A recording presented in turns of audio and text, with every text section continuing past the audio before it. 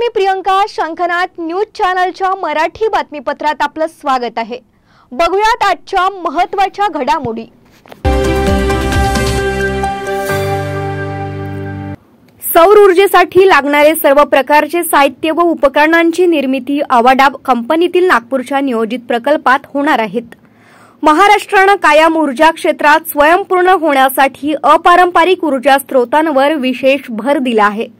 प्रधानमंत्री नरेंद्र मोदी यांच्या नेतृत्वात महाराष्ट्र हे 2030 सालापर्यंत अपारंपरिक ऊर्जा स्रोतांमधून 50% विजेचा वापर करणारे देशातील पहिले राज्य ठरेल असा विश्वास उपमुख्यमंत्री देवेंद्र फडणवीस यांनी आज व्यक्त केला.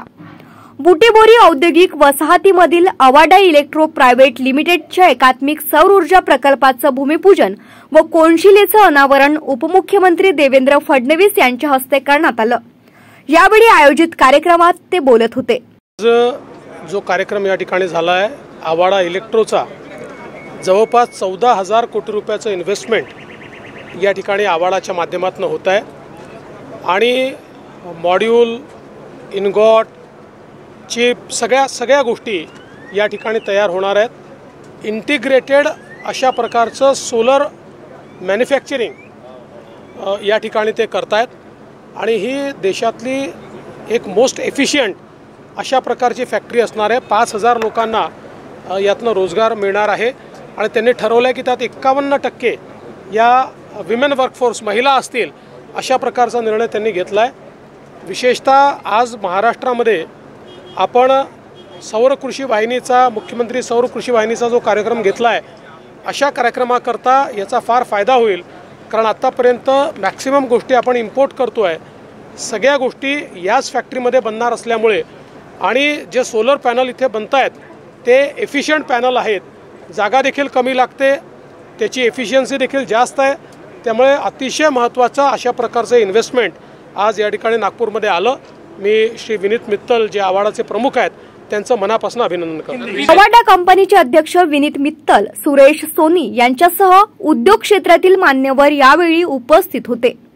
अवाडाच्या सौर ऊर्जा प्रकल्पाच्या माध्यमातून 13,650 कोटी रुपयांची गुंतवणूक होणार आहे. यासोबतच 5,000 नागरिकांना रोजगार उपलब्ध होणार आहे. 51% महिला कामगारांचा समावेश या कंपनीत करण्याचा संकल्प कौतुकास्पद असल्याचं उपमुख्यमंत्री फडणवीस म्हणाले. महाराष्ट्रानं ग्रीन हायड्रोजन आणि ग्रीन अमोनियाचं धोरण तयार केलंय. या धोरणाचा राज्याला फायदा होत असल्याचं त्यांनी सांगितलं. कॅमेरामॅन सचिनसह सनी भोंगाळे, शंखनाथ न्यूज नागपूर.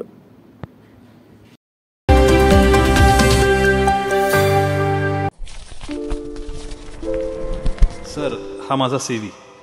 तुमचा CV खूप चांगला आहे, पण आम्ही फ्रेशर्सना काम देऊ शकत नाही.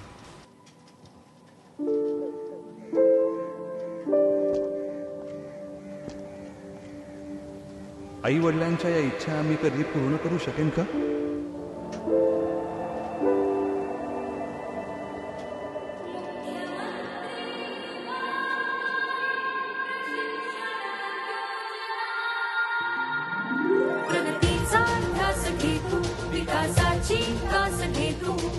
शिक्षण आणि प्रशिक्षण घेतो, परिश्रमाचे वेतन घेतो, नव्या महाराष्ट्राचा घेतो विचार, कुशल युवकांचे स्वप्न साकार. कुशल महाराष्ट्र, संपन्न महाराष्ट्र.